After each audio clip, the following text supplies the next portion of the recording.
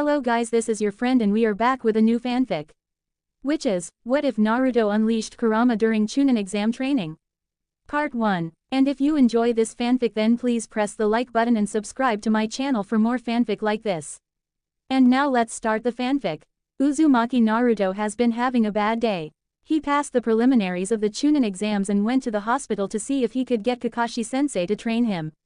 He refused, saying he had to train Uchiha Sasuke, Naruto's teammate on Team 7, but he did get Naruto a teacher. Unfortunately it was the closet pervert Ebisu. Ebisu is a Tokubetsu Jonin Naruto met after his first encounter with Sarutobi Konohamaru, the Sandaime Hokage's grandson, when he was knocked out after an encounter with Naruto's Haremu no Jutsu, harem jutsu. He is a snooty and arrogant man dressed in the standard blue of a Jonin, wearing round sunglasses, and his Hitai-8 forehead protector, worn as a bandana. He also is one who sees Naruto as the fox brat. Naruto was furious and immediately refused his help. Ebisu, playing on Naruto's ego and negative feelings toward him, challenges Naruto. If Naruto was able to escape from him, he would resign as his teacher and convince Kakashi to train him. Taking the bait, Naruto accepts and quickly flees. After a village-wide chase involving multiple uses of the Kage Bunshin no Jutsu, Shadow Clone Jutsu, and a lot of frustration for Naruto, he finally gives in and accepts Ebisu as his teacher. After lunch at Ichiraku Ramen, a lecture on chakra control, and one empty wallet belonging to Ebisu later, the duo moves to the hot springs to practice water walking. Shortly after starting to practice, Naruto discovered a man peeping on the women's side of the hot spring. Ebisu, seeing this, demands he cease his actions and tries to attack him, ending with him knocked out at the hands of the man and a large toad. After his hermit dance and crazy introduction, the super pervert, now identified as Jiraiya the Gamma Sennin, Toad Sage, decides to take Naruto under his wing. We now find Naruto with Jiraiya at a waterfall near the outskirts of Konoha trying to get the water walking exercise down. End flashback. Kuso, why can't I do this? An orange-clad Naruto shouts in frustration after yet another failed attempt at water walking ending with him drenched. Grumbling at his failure, Naruto discards his jumpsuit leaving him clad in a pair of green boxers patterned with little ramen bowls patterned. What am I doing wrong? I'm channeling my chakra in a steady amount to my feet. Why won't it work already? Frustrated beyond belief, Naruto decides to ask for help. Nay, Ero Sennin, do you have any idea what I'm doing wrong? Rapidly turning around with an angry look, damn Gaki. I told you not to call me da. Trailing off with a confused look, Jiraiya is looking intently at Naruto's seal with its new addition. Why is there a Gogyo Fuin 5 elements seal over Naruto's Hake no Fuin Shiki 8 trigrams seal? No wonder he's having difficulties. An odd-numbered seal over an even-numbered seal would screw up anyone's chakra control. Walking over to Naruto, who now has a rather exasperated look on his face, Jiraiya asks, Gaki, why is there a Gogyo Fuin over your seal? A what? Oh, is that what that damn snake pedo Orochimaru did after he jabbed me in the stomach? He attacked us during the second stage in the Forest of Death. Orochi Tem, I should have known. I knew he placed his Ten no Juin, cursed seal of heaven, on the Uchiha because Sarutobi-sensei asked me to look at the Fujihoin, evil sealing method, Kakashi placed to contain it. However, he didn't tell me that Naruto had a seal as well. Why didn't he say anything? Naruto, didn't you tell anyone you had that seal placed on you? With a rather sheepish look on his face, Naruto said, I forgot to. After jumping up from face faulting onto the ground, Jiraiya slapped Naruto on the back of the head and exclaimed, you dumb Gaki. How could you forget to say anything? Didn't you notice how your chakra control was shot after that? What do you mean my chakra control was shot? I thought it just got rid of Kyuubi's chakra which I was using at the time. Is this why I can't do the water walking? Can you get rid of it? With a flabbergasted look on his face, Jiraiya asked, did you say Kyuubi's chakra? You can wield it. Since when? Yeah, I can, ever since I went on the mission to Wave Country. Kakashi-sensei told me what happened afterward because my memory is kinda fuzzy from there. He also told me how I went berserk. So, I started training myself in using it so I didn't go crazy every time I drew on it after we got back to the village. I didn't get very far though. I could only use so much before it got real hazy, and I started losing myself to bloodlust. He had a fearful look on his face now. I didn't want that to happen when I was in the village. I'm treated bad enough by the village already. Between the civilian council making my life hell by allowing the vendors to throw me out of their shops and overcharge me for rotten food and poor quality equipment, my apartment constantly being broken into and my things broken, as well as the threatening messages like, "Die demon," painted on my walls, and the glares and curses I get from the villagers, things are bad enough. I'm just lucky the mobs that beat me half to death stopped after I became a ninja.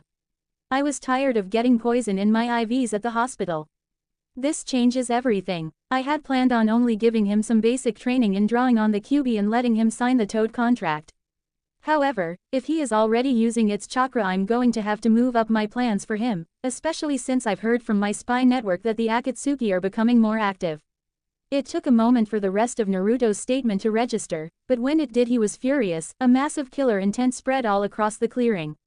Mentally raving in his head with a murderous look on his face, those blasted villagers. How dare they do this to my godson? Sarutobi-sensei lied to me.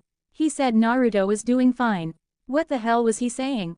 This is not fine at all, this is terrible. Completely ignoring Naruto's nervous look at feeling the killer intent, he starts pacing back and forth furiously. Damn them, why would they do this? Naruto is a hero. Every day he protects the village by being the jailer of Kyuubi. Those ignorant bastards are blinded by their hatred of the beast and they take it out on Naruto just for being the container. I bet they don't even see Naruto as a human. They probably only see the Kyuubi.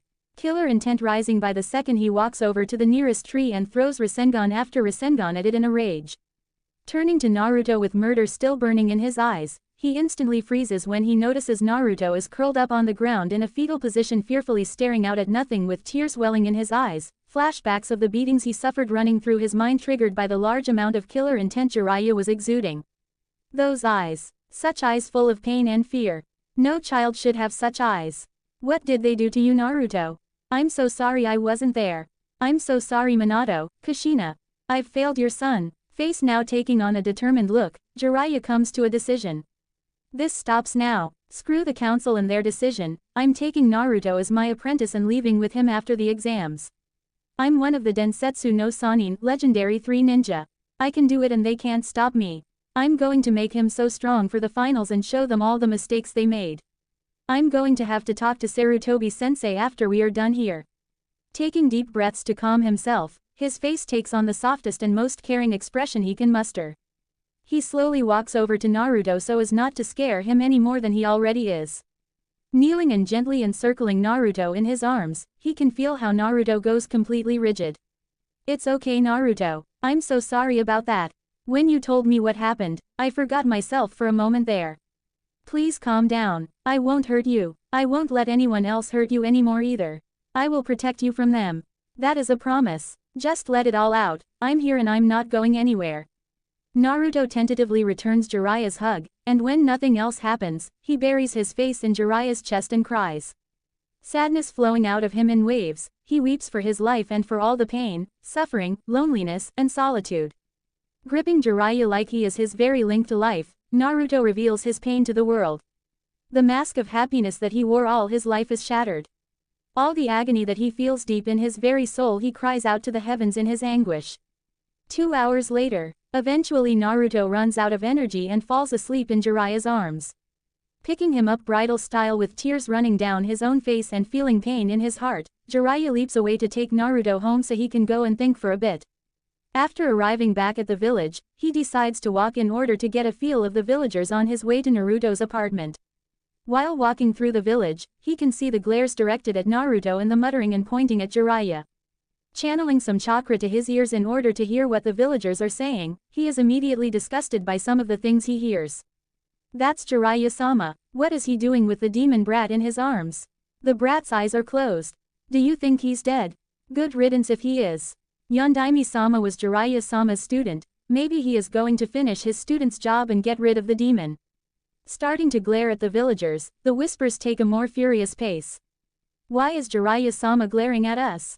He should be happy the demon is hurt. I bet the blasted demon is corrupting the great Jiraiya-sama like he did with Hokage-sama. He should get rid of the brat before its taint spreads to him. Shaking slightly in his anger, he decides to take to the rooftops. If he stayed any longer he might do something that would either put himself or Naruto in danger. Channeling chakra through his legs to move fast, he makes a beeline to Naruto's apartment. Entering the slums near the outskirts of the village, he comes upon Naruto's apartment.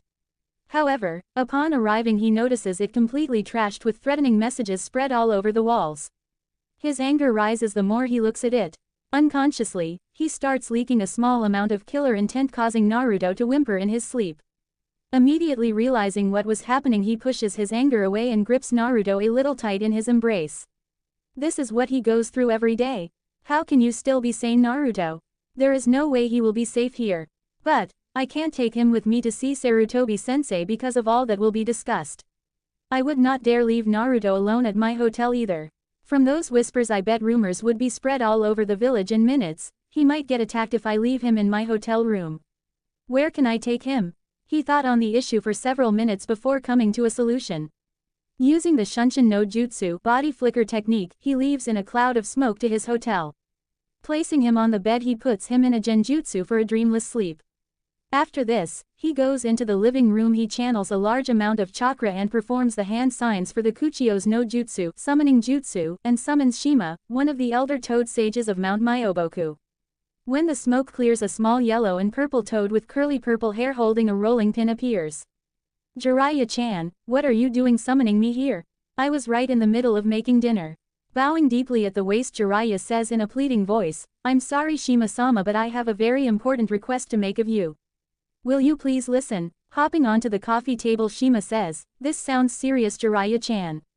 Is something wrong? Sitting on the floor, Sashima can look Jiraiya in the eye. He says with utmost seriousness, it's about my godson Naruto. Things have gone horribly wrong. Over the next hour he then proceeds to tell Shima all that has happened today with Naruto, all that Naruto told him, what he plans to do with Naruto, his trip in the village, and the whispers and rumors he suspected were flying around. And that is all that's happened. Please take Naruto with you back to Mount Myoboku while I go and get Naruto's situation sorted. I don't trust the villagers to not try something when he is weak like this. I put him in a sleeping jutsu, and I want him to stay that way for now. He revealed a lot of pain today and it left him exhausted. Throughout Jiraiya's tale, Shima's face reflected first surprise, then anger, and finally sadness and determination. Nodding her head in agreement with Jiraiya's reasons, the poor child has seen so much suffering at such a young age. I agree with you about the villagers. Your reasons are valid, and even though he has not signed the Toad contract, you plan on having him do it, so it won't be too much of a problem to take him back with me. I will do it. Prostrating himself in front of her, he repeatedly bows in gratitude. Thank you, Shima-sama. I won't be long. I'll come back for him tomorrow. Don't bow to me like that, Jiraiya-chan. It's all right. Now let's go see the boy. Hopping onto his shoulder, Shima and Jiraiya both head back to the bedroom. Seeing him sleeping so peacefully, Shima remarks, he looks so peaceful. It's hard to believe all that he has suffered. Sighing, she hops off Jiraiya's shoulder and onto the bed. Get this sorted, Jiraiya-chan. I don't want to know what Pa and Bunta will do if you don't. They loved Minato, and to hear how his son was treated will infuriate them. Touching Naruto's shoulder, Shima and Naruto disappear in a puff of smoke. After leaving, Jiraiya sits on the bed and sighs. To think all of this has happened. I never would have guessed things got this bad. I better go talk to Sarutobi-sensei. 15 minutes later, Hokage's office. Sarutobi Hiruzen, the Professor, the Shinobi no Kami, god of shinobi, the Sandaime Hokage, had a bad feeling in the pits of his stomach. Things just seemed to be going wrong for him lately, and he felt that things were only going to get worse. Pushing back from his desk full of a mountain of unfinished paperwork, he groaned as he stood up with his old joints popping. Walking out on the balcony and looking over his village, his gaze eventually fell towards the Hokage monument, more specifically, the Yondaime's head. Staring for a few minutes, he sighed in sadness. I wish you were still here, my friend, sitting in this office and wearing this hat instead of me. I'm getting old, my friend. When I was reinstated after your sacrifice, I never expected things to go so badly. This village is being corrupted. The village council is taking more and more power away from me. Their greed and hatred are ruling them. Your son is not treated as the hero he is.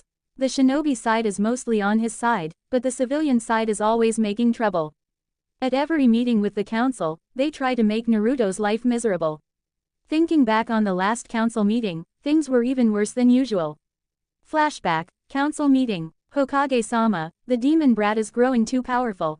He passed the preliminaries and is moving on to the finals against Hyuga Neji. He is showing power that he should not have. The demon is influencing him, one of the civilian council members shouted. There is no way the brat should be that strong. The demon is definitely taking over. We need to stop it before it grows too powerful and destroys the village. It's even corrupting his classmates with its demonic powers. Why else would the honorable clan heirs and heiresses be with him? It should be banished, Hokage-sama. We must be rid of its taint on the village. No, he should be executed. Drop him from the ninja program. Banishment. This went on for hours. The shinobi side could not even get in a word. The elders and Danzo were pushing for Naruto to be made a weapon to be controlled. With a growing headache, the Hokage slammed his fist on the table, releases a large amount of killing intent at the civilian council and shouts, "Enough! Naruto is a human boy, not a demon. There will be no killing, banishing, or dropping him from the ninja program.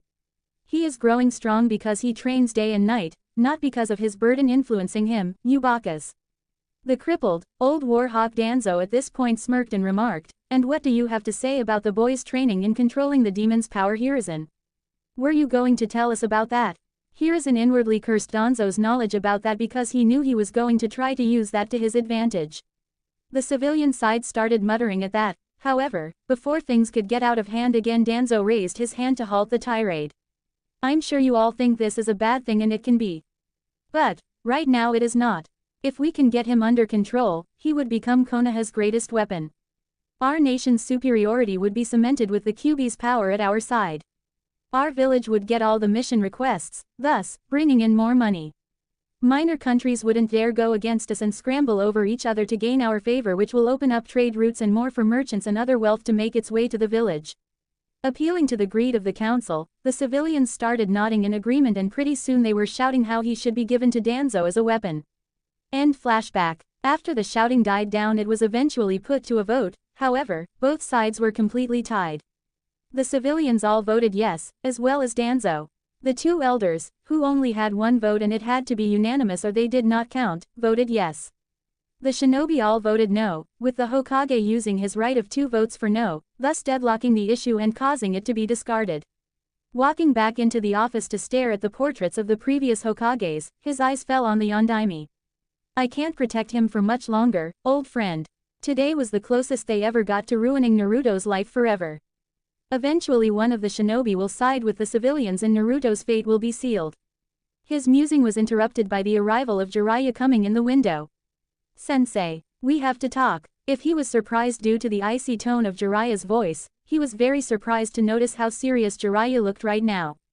Waving Jiraiya into his office, he sat down at his desk with his elbows resting on the top with his hands clasped in front of his face. "Is something wrong, Jiraiya-kun? What has happened?" Sitting down across from the Sandaime, Jiraiya says, "It's Naruto." That bad feeling growing, he sends out the Anbu in his office and activates the privacy seals. He then asks in a worried voice, "What has happened?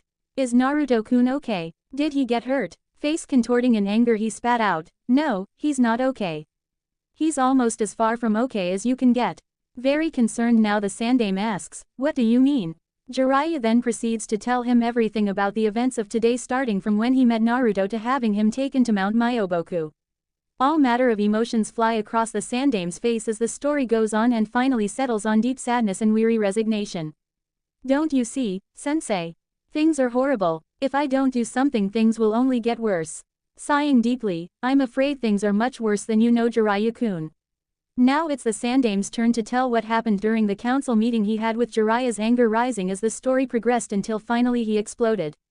Killer intent higher than the Sandaime had felt in years exploded from Jiraiya and washed over the village, causing concern among the shinobi and civilians to panic when the angry voice of the Gamma Sennin rang out.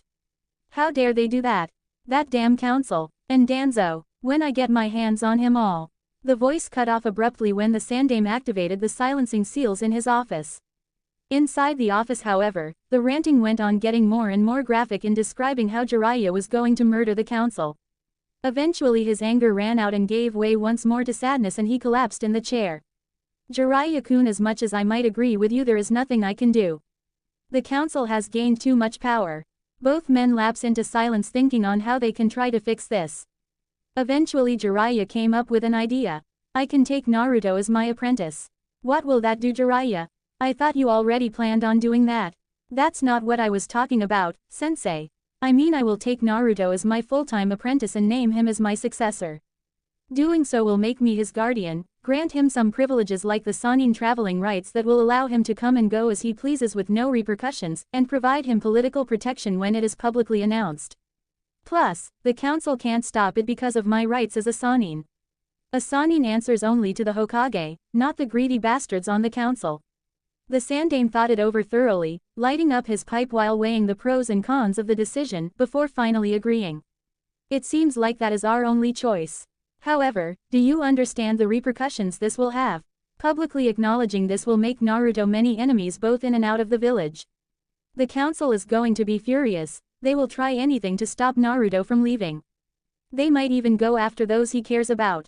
Jiraiya was nodding throughout this, then said, I will talk with Naruto later, find out who it is that he cares for, and then find a way to discreetly warn them. They will not be caught in the crossfire of this without knowing what could happen. That is a good idea, Jiraiya. However, there is one thing wrong here. Naruto-kun's classmates do not know about his tenant. You can be sure those who go after them will try to use that to their advantage. I thought of that and I have an idea, but you aren't going to like it. We may not have a choice. What are you thinking? I want you to remove the law that prevents the older generation from talking about Naruto's burden. The Sandaime almost dropped his pipe in shock.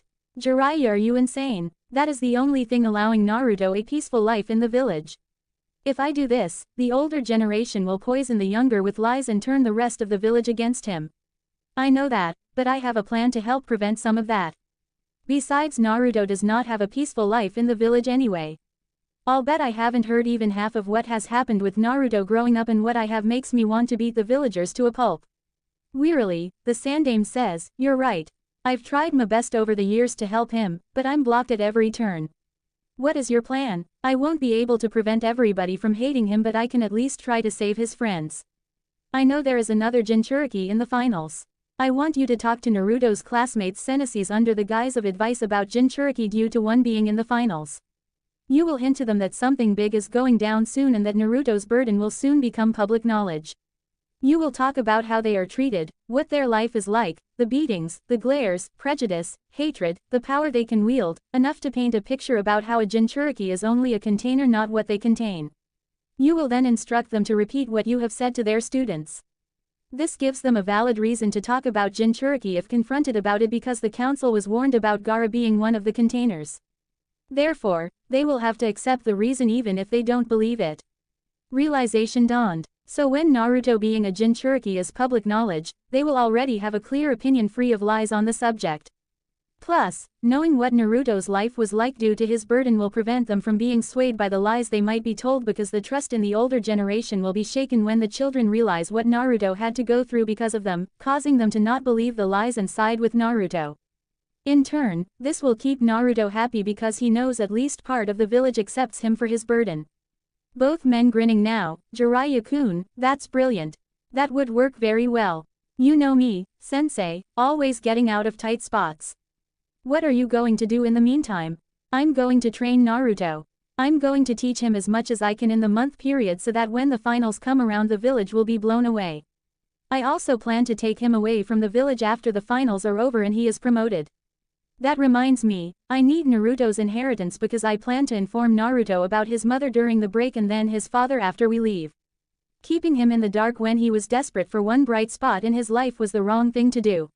Nodding in agreement, the Sandaime stands up and walks over to the Yondaime's portrait.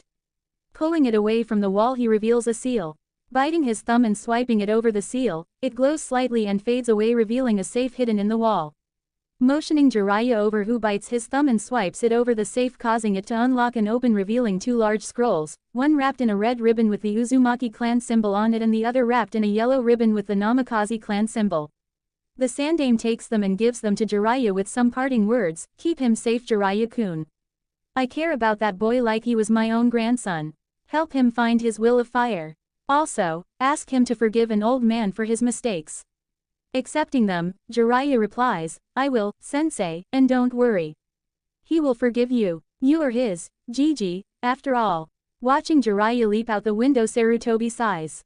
"I hope he does, Jiraiya. But after he finds out all that I've hidden from him, he may never forgive me." A puff of smoke appeared and a small messenger toad appeared in front of Jiraiya.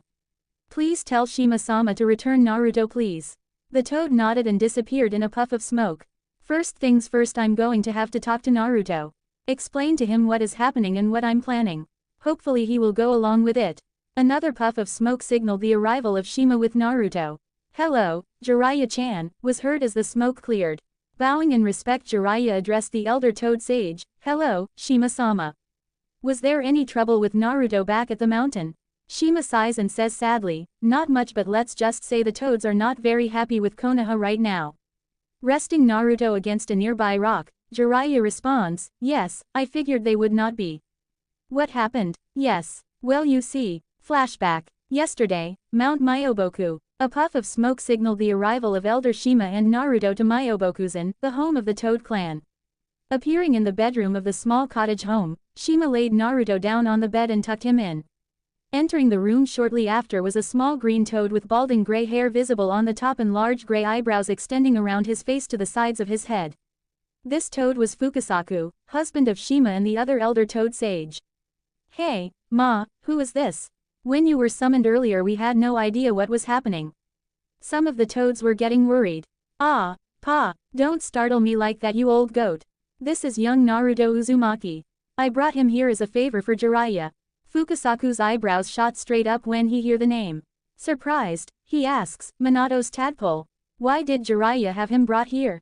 I can sense he has not signed the toad contract.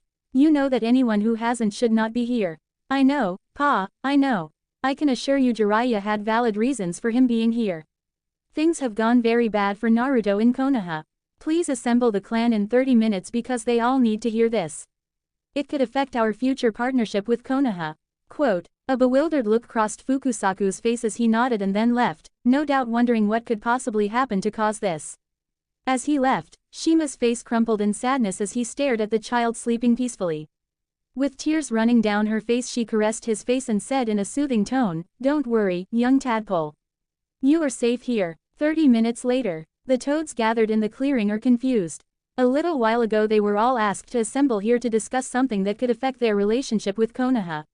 In the front group were 3 very large toads, a red toad with a scar over his left eye wearing a blue jacket and Tonto with a pipe in his mouth, a purple toad dressed in a battle kimono and mesh wielding a Sakazuki-like shield and Sasumata, and an aquamarine toad wearing an orange sash around his stomach and wielding 2 huge katanas. These toads were Gamabunta, Gameiken and Gamahiro. The one with the katanas asked, Elders, what is going on? Why have you assembled us? Patience, hero. Ma will explain what's happening in a minute. The purple toad then said, I may be ungraceful, but may I assume that this has to do with the young tadpole currently sleeping in your cottage, Elder Shima? The rest of those gathered were now listening to the conversation with interest. Nodding, you would be correct, Gameiken. Correct me if I'm wrong, but is that Minato's son, the Jinchuriki? Yes, Bunta, it is. Turning to address everyone, Shima then starts to speak. Everyone listen to me. Something terrible has happened in Konoha. You all remember young Minato, Jiraiya-chan's first apprentice. You all know how he died facing the Kyuubi no Kitsune 13 years ago by sealing it into his child. His last wish was that his son be treated as a hero. Thanks to Jiraiya who encountered young Naruto, he learned the truth, and what a terrible, tragic truth it was. Flashback end. I told them all that you told me, and needless to say they were furious. We had to use Gamahiro and Gameiken to restrain Bunta from going to the portal to this world and attacking the village in a rage. He loved Minato like he was his own tadpole. To hear how his only son and heir was treated here caused him to fly into a rage.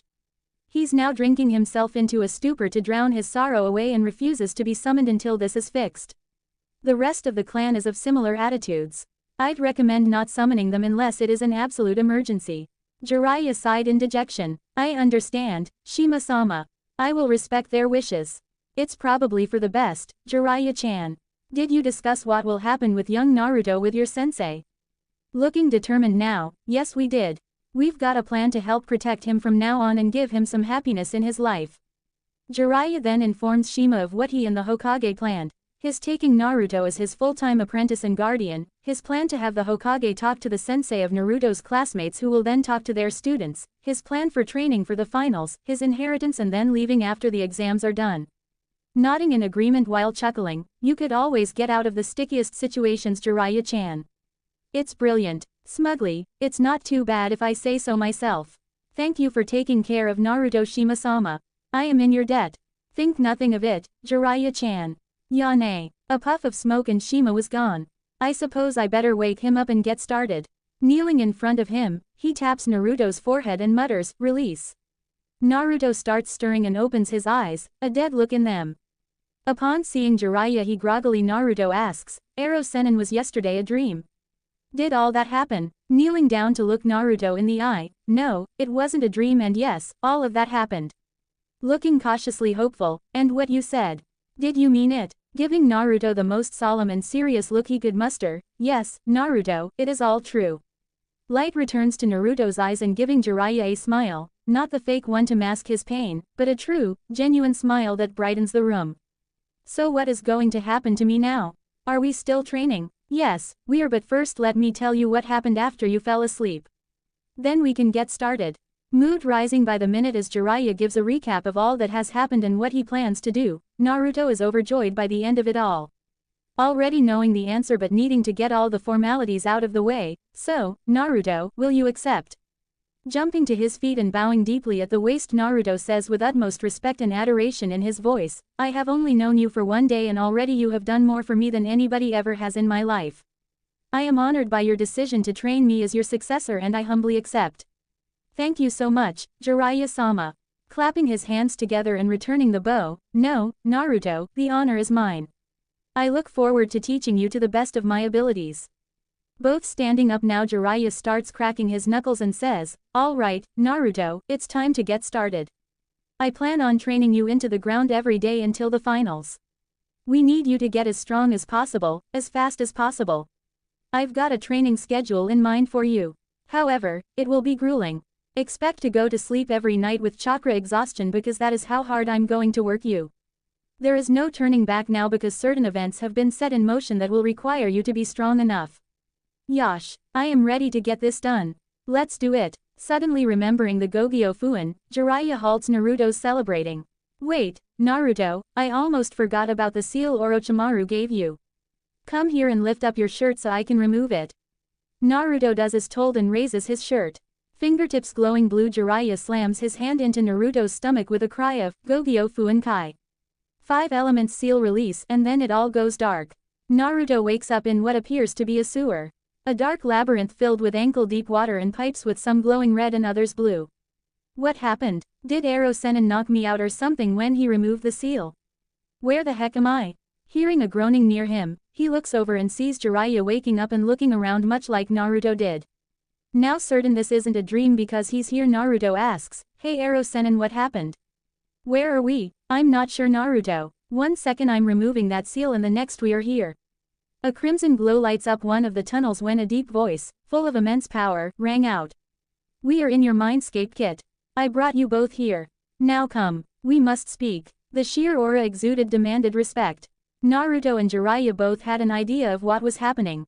Tentatively Naruto asks, "Nay, Ero-sennin, is that what I think it is?" "It is. That is the voice of Kyuubi. We must be inside of your seal, Naruto." A deep chuckling rang out inside the chamber and the light grows stronger. "Yes, human, you are correct. Now bring yourself and my jailer into the sealing chamber. I demand your presence here. There is much we must discuss. This is gonna be interesting. I didn't know I could talk to him. That's pretty cool." Shrugging, Naruto makes his way down the tunnel to the chamber with Jiraiya following. Eventually, they come into an open room with a massive set of wrought iron gates locked together by a paper with the kanji for seal imprinted on it. Coming near the gates, the massive sight of the great fox with 9 tails looming over Naruto and Jiraiya. The amount of power they could feel emanating from the great kitsune was massive. They could not help but be a little nervous. "Welcome humans to my chamber. As you may have guessed, I am the greatest of the Biju, the Kyuubi no Kitsune, head of the Kitsune clan. And you, young one, are my jailer." Naruto decided to show respect to the great beast and bowed, "Yes, Kyuubi, I am your jailer. My name is Naruto Uzumaki." Deciding to forego his hermit dance so as not to piss off the giant demon in front of him, Jiraiya settled for a simple bow. "Kyuubi, my name is Jiraiya, I am the Toad Sage and one of the Densetsu no Sannin. I am the one who taught your sealer, the Yondaime Hokage. I am wondering why I'm here though." Naruto, I can understand seeing as he is your jailer, but why bring me here? To thank you. Utterly flabbergasted that the most powerful being on the planet was thanking him, all he could ask was, why? What did I do? I've been affected by the remnants of a Mangekyo Genjutsu during my time as the Kit's jailer. The Genjutsu was disrupted when another seal was placed over the seal here. However, before I could regain my senses, I got completely sealed away by the one who reeks of snakes. You, when you released that seal, also managed to break the hold the Mangekyo held over me. For the first time in 13 years I am myself again, and for that I thank you. During this time Naruto is pondering something from Kyuubi's explanation. You've been under a Genjutsu for 13 years. Does that mean you were being controlled when you attacked Konoha? Your suspicions are correct, Kit. Yes, I was controlled against my will when I attacked your village. I may be a greater demon full of anger, but I am the guardian of the land of fire as appointed by my creator, not its destroyer. So that means you never meant to attack the village. All of those people in my village hate you because you attacked, but you were forced to do it and you're innocent. Why would nobody realize this? Greatly surprised, his jailer does not seem to hold a grudge, but not showing it, Kyuubi shrugs and answers. Humans are ignorant in things they don't understand. Their intelligence is blinded by fear and hatred of me. Unfortunately, from what I've seen from your memories, they find an out for it all by targeting you, and for that I'm sorry. Wait a sec. How did you gain access to my memories? You only just met me. Jiraiya is also interested in this and turns for an answer. Did you not think drawing on my power would not have side effects? Every time you drew on my power, some of the haze from the Genjutsu faded, showing me your memories. I've seen all you've experienced in your life, from the lowest of the low when you were beaten half to death all the way up to your feelings for the dark-haired ice woman that you tried to hide from her. Jiraiya, unfortunately, chose now to let his super pervert attitude into the light. With a rather lecherous grin on his face, now Gaki. What is this I hear? You have a girlfriend. Giggle giggle giggle, turning red and stammering slightly, it's not like that, you big perv. I may like her, but there was no way we could be together. Our paths went different ways. Besides, Haku is none of your business. Enough of your bickering, we have much to decide. So I'll cut straight to the point. I want to make a deal with the Kit. Okay, that does not sound too bad. What kind of deal, Kyuubi? It involves the seal keeping me imprisoned here. Please forgive the interruption, Kyuubi, but we can't free you, it would kill. Silence. I am aware of the cost of my freedom from this place, and don't you dare think I would try to free myself if it would harm the Kit. Our souls are linked by the seal through Shinigami-sama. If the Kit were to die, I would as well. I have no intention of that. Do not interrupt me again. I may be jailed, but I am a Biju and I deserve respect. Jiraiya, sweating profusely in his nervousness, bows, of course, Kyuubi-sama. Please forgive my disrespect. Naruto, having enough of the waiting, hey. I thought we were discussing a deal with me and the Kyuubi, so let's get back to business, shall we? I've got training to get done and I can't spend all my time here. My jailer is correct. Now, as I was saying before I was interrupted, I want to make a deal that involves the seal that binds you to me. First things first, I want access to your senses, as well as a mental link between you and me so we may communicate outside of the mindscape. In return, I will fix your body. Slightly concerned, Naruto asks, what do you mean, fix my body? What is wrong with it? Your growth has been stunted due to malnourishment and the seal's interference that happened while isolating me from you. What should have happened was my chakra would be leaked out at a small, but steady, rate as you grew, but it never did. Why, I don't know, but it is not important as it can be fixed. Back to my chakra tough, it would strengthen you bones and muscles, making them much stronger than they are and much harder to tear or break. Your height is one thing, unfortunately, not caused by me, but rather eating only ramen for meals. Your nutrition should be balanced out, but it is not, which is why you are small in stature compared to the rest of the generation your age.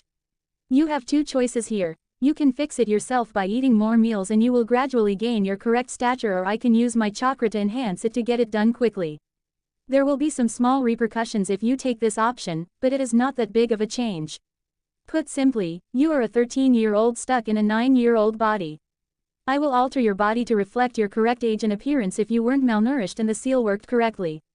Contemplating his options, Naruto says, Ero-sennin says we don't have much time. But I need to know what would happen if I took the second option. I'm not going to grow any tails or fox ears, will I? Nothing that drastic, no. These changes will be small. Your eyes will become slanted slightly and your pupils will turn to slits somewhat while your blue will remain, it will become deeper. Your face will become slightly more vulpine. Your canines will become small fangs and finally your whisker marks will darken slightly. Overall you will gain a few fox-like features that will make you look similar to the ones you call Inuzukas. These aren't just cosmetic changes though, your senses will be enhanced greatly.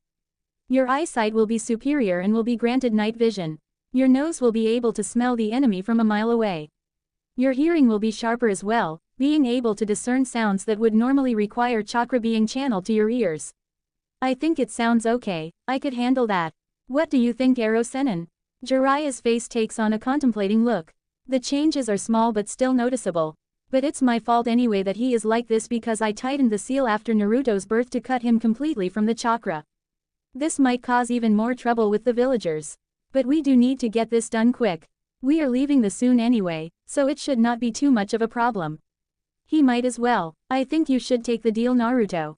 Nodding, okay Kyuubi, I accept the deal. Is there anything else? Giving a fox-like grin, there is something else. I know of the pervert's plan to train you. I will be doing so as well. I will not tolerate a weak container. You should know being my jailer grants you powers that until now have been locked away. However, I will not simply give them to you. No, I want something in return. Naruto looks ecstatic at the prospect of special powers, however Jiraiya looks wary. Wanting more information he asks, what are the powers and what do you want in return? Looking towards Jiraiya the fox responds, you are suspicious of me.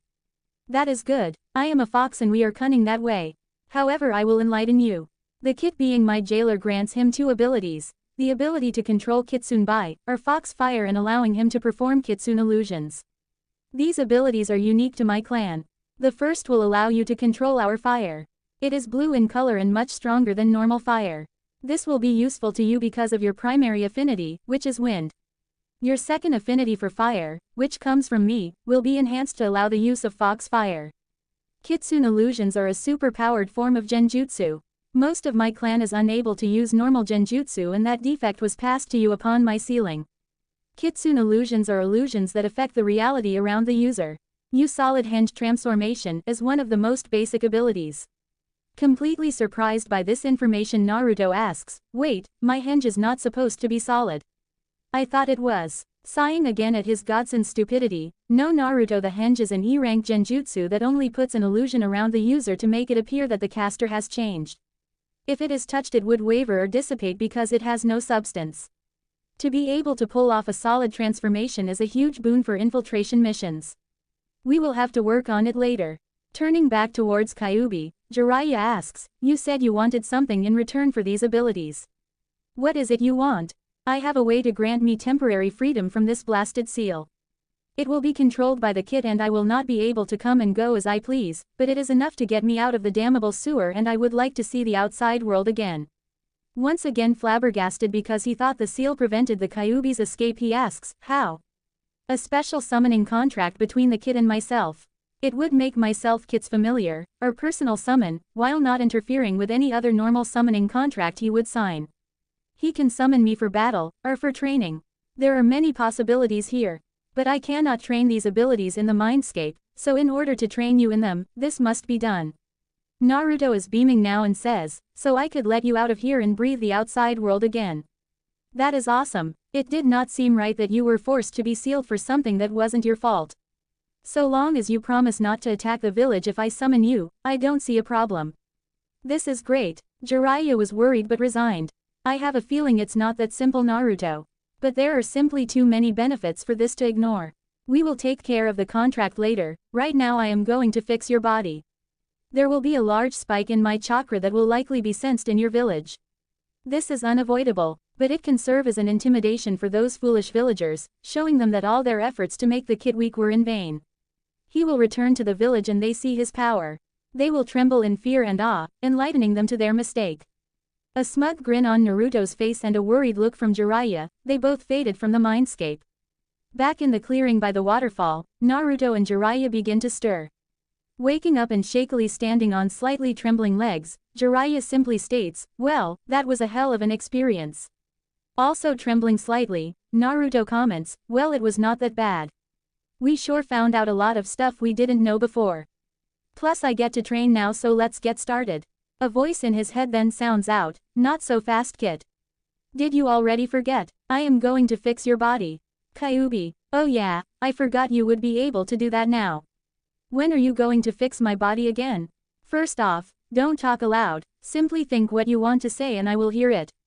Talking to yourself all the time will make you seem crazy. Second, I should warn you this is going to hurt. Thirdly, we start, now. Watching this whole exchange, Jiraiya was confused, but then he remembered how Naruto allowed Kyuubi a mental connection in his head. So he decided to simply let it all play out.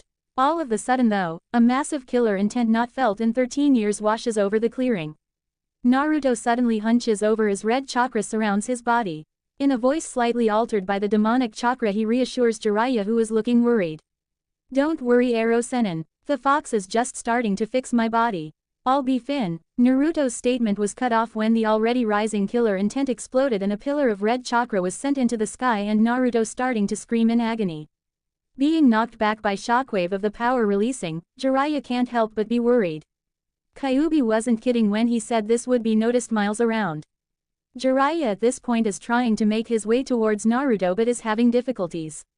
Gah, I can hardly get close to him. This wind is so strong, and it burns. Pushing chakra into his limbs to push through the now gale force wind, Jiraiya is now standing in front of Naruto looking through the dense chakra. Inside he sees something that tears at his heart. Jiraiya can see Naruto floating slightly with his body rigid, arms and legs spread outward, face contorted in a silent scream of agony. Meanwhile back in the village. Panic. Complete and utter panic ran rampant with the citizens of Konoha when the evil killer intent was felt and the pillar of red chakra rose in the distance for all to see. Civilians ran through the streets like a swarm of bees. Cries could be heard in the meantime.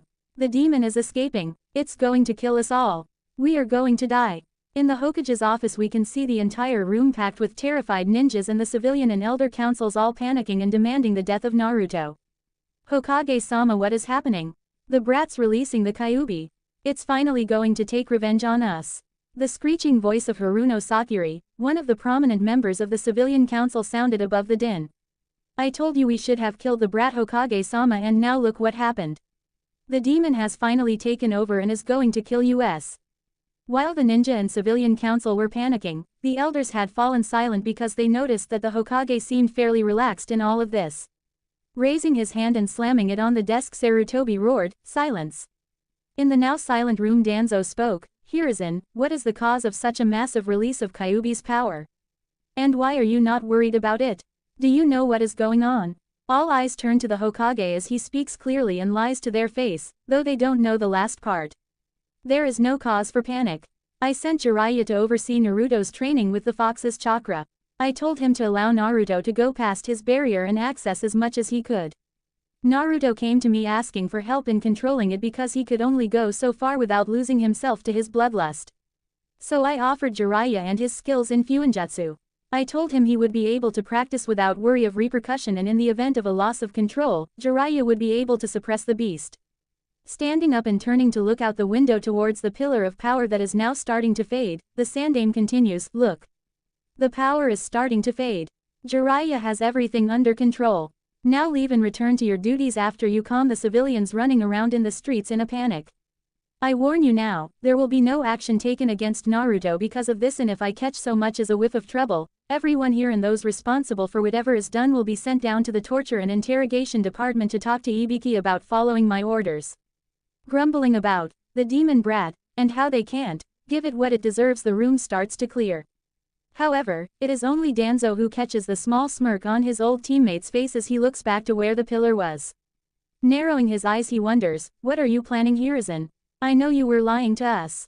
What is really going on here?" Back in the clearing 10 minutes earlier, Jiraiya was feeling fairly sick watching the whole process. Looking through the red chakra he can see Naruto's clothes burning from the heat and disintegrating. Unfortunately, without the bulky jumpsuit, Jiraiya has a clear picture of all that is happening to his godson's malnourished body. Even over the maelstrom of noise he can still see and hear the cracking as bulges forming all over Naruto's body as bones are continually broken, restructured and reformed. A sickening squelching sound as heard, muscle is forming and becoming tighter and more defined with new skin and hair growing. Even contorted in pain, he can see Naruto's facial features were changing. His face was losing some of its childish roundness and becoming more angular, His eyes were becoming slanted like a fox, his whiskers were becoming darker and his canines were turning into fangs. In short, Naruto was growing at a rapid pace before Jiraiya's eyes. As sickening as it was, Jiraiya had to admire Naruto's tolerance for pain, lasting 5 minutes before passing out from the pain. After the initial scream of agony, he stopped shouting and simply grit his teeth and went with it. The only indication that Naruto was in pain was the expression on his face. Overall the process took 10 minutes, but for Jiraiya it seemed like an eternity. Every breaking bone, every sickening squelch, every gasp of pain brought a wince to Jiraiya's face. His heart was breaking seeing his godson in such pain. But finally it was all over. Due to Naruto's now lack of clothing, Jiraiya went over to the bag full of training gear he brought from Naruto's apartment. He brought out the training suit. Dressing his godson's still steaming, and much heavier body, he rests him gently on the ground and looks over his new changes. Gone was Naruto's previously malnourished body, in its place was the body of a young man. He was no longer short for his age, changing from 4 feet 9 to 5 feet 3. His ribs and bones were no longer showing from malnourishment, instead he was covered in lean, tight muscle, not enough to be muscle-bound and impede his movements but still strong and built for speed. His hair was longer, the back now going down to the middle of his shoulders, the sides going to just below his jaw, framing his face, his spiky bangs falling freely on his forehead. The top was not as sticking up in the air anymore but laid somewhat flat. His face looked older as well, losing some of its childish features. Great Kami. He looks like a young version of Minato. Looks like the fox kept its word. After gawking for a minute he finally got over Naruto's changes and his thoughts turned more perverted. Ha, this kid is going to be fighting off the ladies with a stick with that feral look of his. He's going to be a gold mine for my research. Giggle giggle I can see it now, Ika Ika animal instincts. This kid is going to go far. It was while Jiraiya was lost in his perverted inner monologue that Naruto woke up. Noticing his new sensei's perverted look he immediately shouted out in a slightly deeper voice, Ero Sennin. What perverted thoughts are you? Trailing off slightly Naruto now seems to notice his changes. Gah. What happened to my voice? It's all deep now. Why do I feel different? Did the fox do this? Jiraiya snapping back to reality after Naruto's shout watches as Naruto was starting to freak out slightly in amusement. Having an idea he shouts, Ha! You think it's only your voice that's changed? Look in the river at your reflection and see how you look now. Immediately rushing over to the river and looking at his reflection, Naruto starts spacing out while taking in his new features. Slightly worried at Naruto's silence Jiraiya asks, Hey Gaki. Are you okay? Silence. I hope he's okay with the changes. Maybe he is upset at the fox. Or maybe, he's scared at what the villagers will think and do to him if they see the changes. Interrupting Jiraiya's worried reflection, Naruto suddenly grins brightly and shouts out, Yada. I look so cool. Aw man, this is awesome. I look totally badass. Naruto then starts bouncing around and doing some weird victory dance. Having a minor heart attack at Naruto's shout, he immediately stomps over and grabs Naruto by the collar of his suit and whacks Naruto upside the head while shouting, Damn it Gaki. You had me worried there. Don't freak me out like that. Giving sheepish grin and rubbing the back of his head he says, Hee hee. Sorry Ero Sennin, I just got real excited for a minute. Taking a closer look at his body, Naruto now seems to notice his change in clothes. Hey, what happened to my orange jumpsuit? How did I get in this thing? That would be my fault Naruto. You see, when you were changing your clothes got burned off so I put that training suit on you so you would not catch a cold laying on the ground. Oh okay, as long as you didn't do anything perverted to me it's all good. Gaining a tick mark on his head, he hits Naruto again shouting, I'm not a pedophile Gaki. That's my snake of a former teammate. Besides I would rather be dead than touch a guy that way. I'm a super pervert, I like girls. Ow, you didn't have to hit me. I was only joking, sheesh. Well it was a bad one so don't do it again. If you two are quite done we have work to do. Naruto grabs his head slightly in pain due to the fox's frustration. You okay Gaki? Yeah, it's just the fox telling us to get to work. Growing serious, Jiraiya agrees. He's right, we have much to do and only a month to get it done. So let's get started. Is there anything we need to do before we get started? No, I'm ready to get. Trailing off with a blank look once again before coming back, wait. The fox says he and I have to get the contract taken care of. Having forgotten that little fact, Jiraiya remarks, oh, I had forgotten about that. Well, it's probably a good thing anyway. I've got to run some errands to get some things for your training. So while you're doing that, I'll go take care of that and be back later. Nodding, Naruto says, okay, I'll see you when you get back. Jiraiya then makes a hand sign and vanishes in a swirl of leaves. Watching Jiraiya leave, Naruto now asks the fox what to do. Come to your mindscape, I will explain what we need to do there. Okay, fox. But how do I get there? Naruto hears a sigh inside his head before, just sit and meditate, I'll do the rest. Doing as asked, Naruto sits cross-legged on the ground and closes his eyes. With Jiraiya appearing in a swirl of leaves outside of the Hokage Tower, knowing he should probably talk to his sensei about what happened, Jiraiya then proceeds to hop up to the window of the Hokage office. Arriving through the window, he remarks, "Hey sensei. I've got an update for you." Looking up from the current sheet of paperwork he was working on, the Sandaime Hokage greets his student with a serious look and asks, "This would not happen to be about the immense spike in the fox's power that sent the village into a near panic, is it?" Sitting across from Sarutobi, in an equally serious tone, Jiraiya responds, "Yes it is. I wanted to tell you all that has happened since we left." Nodding, "Go on." Well, it all started when I removed the Gogyo Fuin from Naruto. Back with Naruto appearing in the sealing chamber in front of the gates, Naruto then stares up at the fox and greets him, "Hey Kyuubi. Time to get you out of that cage for a bit, right?" Nodding, the fox responds, "Yes Kit. I am eager to breathe the outside world again. I see you're enjoying the changes I made to your body as well. However, before we get started, I ask that you change this place to be a little less dull. Sitting in a cage in a sewer can get real boring after a while." With a confused face, Naruto asks, "How can I do that?" Grumbling at his container's stupidity, the fox responds, "We are in your mindscape, Kit. Anything you can think of can be done here. The only limits here are the limits of your imagination." "Oh, okay, then let's see." Closing his eyes with a concentrated look on his face, Naruto imagines the forest outside of Konoha. Sure enough, the mindscape starts to waver and morph. The stone floor became a grassy plain, the pipes became giant trees, and the ceiling became a blue sky with a few clouds for shade. Opening his eyes, Naruto starts staring in awe and his face lights up before noticing the bars of the cage are still there. Looking determined and closing his eyes again, Naruto starts concentrating on the bars with Kyuubi looking on in confusion. Upon seeing the bars of his cage changing, the fox, now understanding what Naruto was attempting, looked on in eagerness.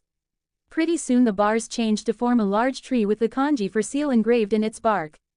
Breathing hard from the effort, Naruto then looks up to the Kyuubi and asks with a small smile, "How's that?" The Kyuubi then starts glowing. Watching in some fascination, Naruto watches as the Kyuubi shrinks in size until he is the size of a small horse. Kyuubi then relaxes and lays down on the ground and stretches out in a patch of grass. Letting out a sigh in satisfaction, he says, "Much better. Thank you." Wondering how the Kyuubi changed size, Naruto says, "You're welcome. But how did you change size? Why did you not do that before?" Giving Naruto a foxy grin, it remarks, "And miss seeing the fear and awe on your face when you met me the first time." "I don't think so. All foxes like playing pranks. I might be a Biju, but I'm still a fox and so I like pranks as well." Grin growing, "And when I'm free I'm going to show you how to really prank those villagers of yours. You and I are going to have a lot of fun." Nodding eagerly, "That sounds like fun, but I'm not known as the prankster king of Konoha for no reason. You might be surprised at what I can think of. I almost pity the villagers for what we are going to do to them." Both chuckling at the mental images of the villagers being pranked to hell, it's Kyuubi who decides to start. "Let's get this done then. The sooner I'm out, the sooner we can start your training." Growing serious, Naruto sits on the ground and starts listening as the fox explains. "Now, as you know, we are going to make a summoning contract for me that will allow my freedom from the seal. It's a fairly simple process, so it should be done by the time the pervert gets back. Now, first thing we need is a blank summoning scroll. How are we going to get that? There is not much in here to use." Reaching out with one of his tails, Kyuubi then whacks Naruto on the head, sending him sprawling face down into the grass. Jumping back up and pointing at the fox, he shouts angrily, "Hey! What did you do that for?" It was a serious question. Face palming, the Kyuubi responds, "You baka. What did I just say about your mindscape and what you could do in it? You said I could change it and the only limits are my." "Oh, I see what you mean now. Here." A blank summoning scroll then appears in between them and Kyuubi decides to continue explaining. As I was saying, now you need to place some blood on the scroll. Take a kunai and slice your hand and squeeze the blood over the scroll. Naruto does as instructed. Now I'm sending you a mental image of the hand signs you need to weave. Do you have them? Naruto nods. Good. While I run my chakra into the scroll, channel your own chakra, run through those hand signs and slam your hand down into the blood, releasing all the chakra you built up into the scroll. Okay, but I was wondering what the last hand sign was. I've never seen it before. It's the hand sign for demon. Only those with a demon's chakra flowing in them can use it to any effect. Satisfied, Naruto follows the instructions. After releasing his chakra into the scroll, it started glowing with a mixture of red and blue and the blood started spreading across the scroll in intricate patterns Naruto had never seen before. Eventually the glow died down and Kyuubi says, "Contract complete." As soon as the fox spoke, Naruto's arm started burning and smoking. Closing his eyes, Naruto grit his teeth so as not to cry out. Feeling the pain dissipate, he looks down at his arm that now holds a tattoo on his arm with 9 tails curled into a spiral similar to the swirl symbol on the back of his jumpsuit and an image of Kyuubi's head in the center. Forestalling Naruto's question, Kyuubi says, "That is a summoning tattoo. It is what symbolizes our contract allowing you to summon me." Great. What do I do now, Kyuubi? I sense the pervert has not returned, so leave the mindscape and wait for him. When he returns, tell him the contract was mad and then summon me. Okay, how do I summon you? Bite your thumb and swipe some blood across the seal, channel some of my chakra and then slam your hand onto the ground shouting, "Onikuchiyo's no jutsu, demon summoning jutsu." Alright, see you in a few minutes. Naruto fades out of his mindscape and back into the clearing. Jiraiya back in the Hokage office. And that is when I left him to get the contract done. Jiraiya blew out a breath and sat back in his chair. The Hokage was speechless. The story sounded so crazy, yet he had a feeling it was all true. Jiraiya and Naruto met Kyuubi. Kyuubi was under a genjutsu when it attacked the village. Kyuubi wants to help Naruto. Kyuubi aged Naruto's body 4 years in 10 minutes. Naruto can summon the Kyuubi. It was all too much and Sarutobi's brain shut down. Jiraiya was getting a little worried when the silence stretched on. Maybe I broke him. It is kind of a lot to take in. Waving his hand in front of Sarutobi's face, Jiraiya asked, Sarutobi-sensei. Are you in there, sensei? Eventually the Hokage's brain rebooted and he asked to confirm once again, "You're not joking, are you, Jiraiya?" "That is all completely true.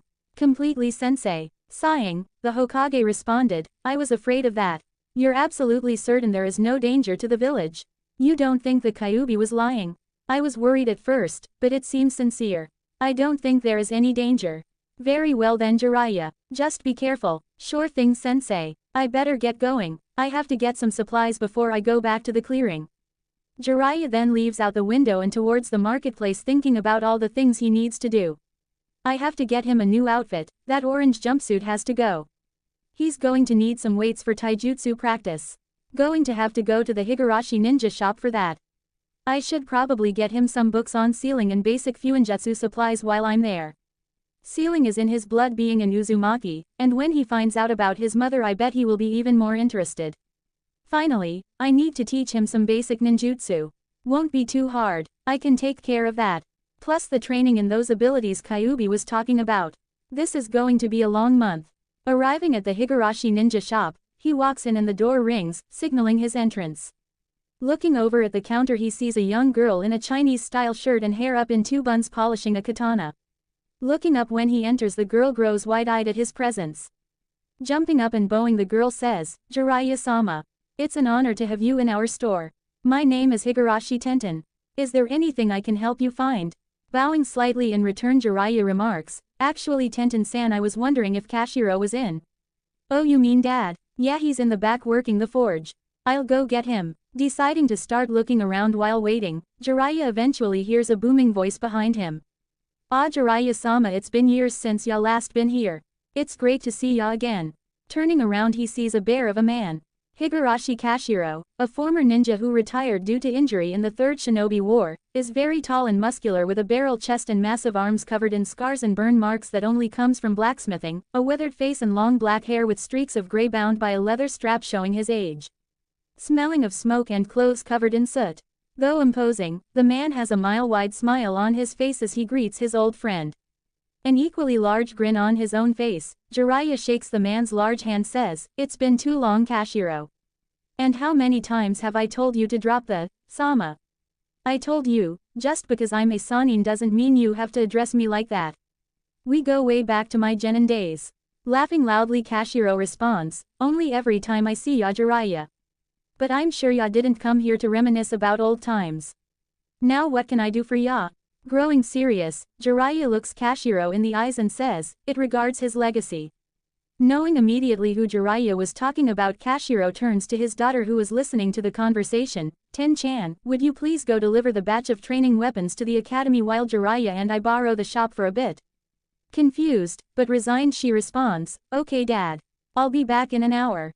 Leaving and switching the sign to closed on her way out, Kashiro then asks, "So it's time already, huh?" "Yes. Things are happening that are making me move up my plans for Naruto. I have to train him and get him strong enough to survive what is about to happen. I've met young Naruto several times already, he always seemed like such a nice boy. But I know some of the things that have happened to him and quite frankly it disgusts me. I'm happy to help Jiraiya. I owe Minato a debt that I could never repay. The least I can do is help his son. I know, I just found out the whole story from Naruto and Sarutobi-sensei. Let's just say things in the village are going to be very exciting come the finals. I'm sure. Now what is it you need?" "I'm needing a new outfit made for Naruto. 5 sets of them will work and I've already got what I want written down. That orange jumpsuit makes Naruto a walking target and he needs to blend in more." Handing Kashiro the paper with the specifications, he looks it over and nods. "I can have this done in a few weeks. What else?" Nodding, "Yes, about 5 will do. Also, Naruto and I are going to leave after the final, so I need the long-term training package. Training clothes, with slots to put weights in. Don't worry about them being chakra weights, I can draw the seals myself. A full set of kunai and shuriken. Some basic fuinjutsu scrolls and supplies. Also a practice sword for kenjutsu. I'm going to give Naruto his mother's inheritance and I'm sure he is going to need it. Finally, I need some sealing scrolls to store everything." As Jiraiya was listing the items, Kashiro was grabbing them off the shelves and piling them on the counter. Pulling out his wallet to pay for the items, Kashiro waves it away. "It's on the house, Jiraiya. I've gained plenty of business from Naruto over the years and this is the least I can do to help repay my debt." Bowing to the man, Jiraiya said, "Thank you, my friend. There is one more thing though. I need a batch of Minato's special order to be made and picked up before we leave. I will pay double for your speed and discretion." Eyes widening, Kashiro whispers, "So you are going to teach him that? Very well, I'll have it done and ready by the time you have to leave. Be careful." Bowing once again, Jiraiya heads towards the door with the large scroll full of supplies. Before he leaves he says, "You too, Kashiro. I won't forget this. Thank you." And then he was gone in a swirl of leaves after the door closes. With Naruto back at the clearing. "Kuso, what is taking that pervert so long? I swear if he is peeking again I'm going to beat the crap out of him." "Cease your senseless ranting, he is here." A swirl of leaves announced Jiraiya's arrival with a large scroll tucked under his arm.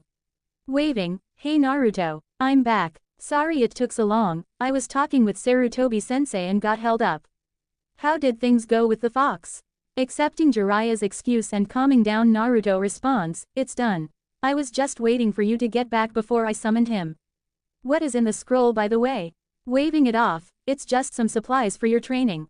Go ahead and summon Kyuubi. I want to see how this works.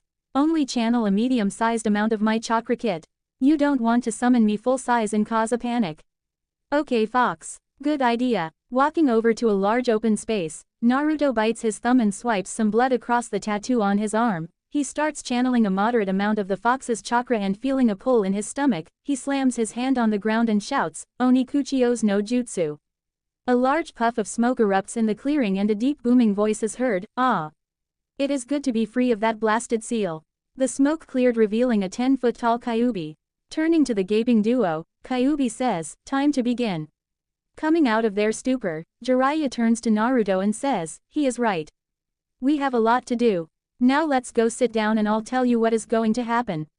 The trio sits down in the shade of some trees and Jiraiya begins speaking. "First things first, Naruto, while we are teaching you, you will address us with respect and call us Jiraiya-sensei and Kyuubi-sensei. Second, you will do as ordered and not complain. The training will be brutal, but it is necessary. Gazing at Naruto in seriousness, he receives a nod in understanding. Good, now first I am going to tell you the key to our training is in Ukage Bunshin. As you may or may not know, the Kage Bunshin no Jutsu has the ability to transfer any and all information gained by the clones to the original. I know you can make hundreds of clones at once, and that is what we are going to do every day. Surprised at this information and more than a little excited at the possibilities this offers, Naruto nods eagerly. Every day you will start by making 300 clones. You will divide them into equal groups of 10 and have them work on different tasks. I will create 10 shadow clones to work with these groups. The original you will work with Kyuubi and myself. Group 1 will practice chakra control. This group will practice tree and water walking, as well as kunai balancing. Groups 2 and 3 will work on the ninjutsu I will teach you. Groups 4, 5 and 6 will work with Kyuubi in training your special abilities. Is that enough, Kyuubi? It will work enough to get the basics down. But I want to train him in the Kitsune Taijutsu style as well. Alright, in that case, I will let Group 7 and 8 work on that with you. Are you able to make clones? To help with the groups? Yes, I can split my power by the number of tails. In my case, 9. Okay, that works out well. Now, Group 9 will be reading Fuinjutsu theory and Group 10 practicing your Kenjutsu skills. The Uzumaki clan was renowned for their sealing and Kenjutsu skills, and it's time you started learning. Now you, yourself will be spending time meditating to sort through the clones' memories and practicing what they learned with either myself or Kyuubi. This will go on for 3 of the 4 weeks we have to train. The final week will be for review and rest, and a surprise I will reveal to you as an award if you work hard and make sufficient progress. Do you have any questions? Nodding, Naruto says, yeah I do. What do you mean about the Uzumaki clan? I did not know there was one. Incredibly surprised, Jiraiya asks, you mean you don't know? The Uzumaki clan's history is important in the founding of Konoha. Did you not learn about that in the academy? Shaking his head, no I didn't. They did not mention anything about it. Who were they? They sound important. Speaking up, the Kyuubi says, I know much about your clan Kit, seeing as all my previous hosts have been Uzumaki. Desperate for knowledge of his origin, Naruto pleadingly asks, will you please tell me about the Kyuubi-sensei? Nodding, Kyuubi begins his explanation. Many years ago the Uzumaki are the royal family of Uzushiogakure, village hidden by whirling tides, a village on an island located in the land of whirlpools. The Uzumaki are distant blood relatives of the Senju clan, and as such, were on good terms with each other. So when the Senju and Uchiha clans decided to begin negotiations after much battle and death, the Uzumaki were called in as peacekeepers. When negotiations were over and Konoha was formed, an alliance was formally created between Uzu and Konoha by way of political marriage. Uzumaki Mito was given to Senju Hashirama, the Shadaime Hokage. On a side note, Mito was my first host. Unfortunately, a tragedy befell the clan. The Uzumaki were famous for their longevity and knowledge of seals, also to a lesser extent, their Kenjutsu skills. This caused them to gain many enemies. They were a small village, but their power rivaled that of the Great Five. Most of the other major villages feared that. So an alliance consisting of Iwa, Kumo, and Kiri was formed. They banded together and launched an assault on Uzu, destroying the village and killing all but a few. They sent for help from Konoha, was sent reinforcements led by Uzumaki Kushina, heir to the throne of Uzu, who was in Konoha a few days before the massacre. Unfortunately they arrived too late. After slaughtering the enemy still there, they discovered all who survived were scattered to the wind. I don't know much more than that. Jiraiya interjects with, this is what triggered the start of the Second Shinobi War. The Uzumaki clan symbol, the swirl that is on the back of much of the clothing that the ninja wear in Konoha, was worn proudly in that war in honor of their sacrifice. Naruto by now has tears running down his face upon hearing the tragedy that befell his clan. He shakily asks, is there anything left? Jiraiya nods and then says, yes Naruto, there are some ruins left. You were actually near the area where the village was located. You see, some of the survivors eventually returned to the land of whirlpools and decided to live peacefully and never establish a ninja system there again so as not to be attacked. The name was then changed to what is now the Land of Waves. The island was closed off to all travel due to the whirlpools surrounding it that only an Uzumaki knew how to deactivate. Quote, Naruto is silent as he stares at the swirl on his headband. Kyuubi and Jiraiya both give him a minute to come to terms with what he has heard. Eventually, his tears stopped and his eyes started burning in determination. He then swears in the most serious voice he can muster, "I will forever remember their sacrifice. In their honor I will learn all I can of their arts and become the next Uzumaki seal master. I will eventually return to my ancestors' homeland and rebuild it to its former glory. I swear this on my ninja way." Nodding in satisfaction, Jiraiya then asks, "Is there anything else before we start?" Naruto shakes his head no. The trio then stands up and Jiraiya says, "Then let's get started. Create the clones and we will begin." Naruto shouts, "Yosh," and moves to the middle of the clearing. Channeling his chakra and moving his fingers into a familiar cross sign, he roars out, "Kage Bunshin no Jutsu." The past 3 weeks have been some of the toughest of Naruto's life and he was looking forward to finally be able to rest. Every day has been the same. He would wake up and summon Kyuubi. Then he would make 300 bunshins and have them group off learning various things under the watchful eyes of Kyuubi and Jiraiya, as well as their own bunshins, while he went and did physical training using the weights Jiraiya gave him. Then every 5 hours, Naruto would meditate and slowly disperse the groups of bunshins and assimilate their knowledge. He would then create more bunshins and start the process over again while he went and practiced what they learned, and continue this until it was time to sleep. I had all paid off though. Naruto was the strongest he'd ever been in his life. Under Kyuubi's tutelage he learned how to utilize his enhanced senses. He can also create and control fox fire. He was only at an intermediate level. He had no problem creating and channeling it like he would normal fire, but the jutsu he used were low in number. He could also manipulate it to cover parts of his body for use in his taijutsu. He also started delving into kitsune illusions. But they were complicated and he did not get very far, only at a beginner's level, being able to do basic illusions such as Kitsune no Sakaku, Kage no Kuruku Kitsune Illusion, Cloak of Shadows and Kitsune no Sakaku, Naizu no Kitsuki Kitsune Illusion, False Insanity. The Kitsune-style taijutsu was a different story. He took to it like a fish to water. It just felt natural to him and he became very proficient, borderline advanced at the style. When combined with his fox fire abilities, it made a deadly combination. The Kitsune Taijutsu is a very acrobatic style that utilizes speed, unpredictability, feints, misdirection and counterattacks, often integrating parts of the environment to its advantage. Moving in all directions near the opponent, whether it be above, behind, to the sides, or head-on. The user moves in using high speeds to bypass an opponent's guard and strike quickly with a quick punch or kick combo and then move away before the opponent can counterattack. Movements simply flow with each other with no pattern or method, making it hard to predict, yet still very deadly. Learning the style was made even harder due to the chakra weights given by Jiraiya. Thanks to the Kyuubi's healing however, his body quickly adapted to the weights. So Jiraiya then placed resistance seals on him. These seals work by altering the air around the bearer, increasing its resistance to movement, making it feel more like moving through water or mud. Naruto's seal was currently only on level 2 out of 10 due to only having them for a few days. Training with Jiraiya was just as difficult. But his ninjutsu arsenal was now greatly expanded to include some jutsu of his nature affinities, wind and fire, with the fire being Kitsunbai. Those include Kaden, Enden Fire Release, Flame Bullet Kaden, Hosenka no Jutsu Fire Release, Phoenix Sage Fire Futon, Daitapa Wind Release, Great Breakthrough Futon, Atsugai Wind Release, Pressure Damage.